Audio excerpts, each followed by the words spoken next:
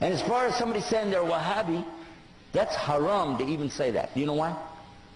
Who knows it's wrong to say that? Why? Why? That's the name of Allah. Al-Wahhab. Is it? Is that the name of Allah?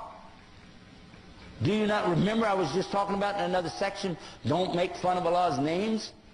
And you're calling somebody a Wahhabi?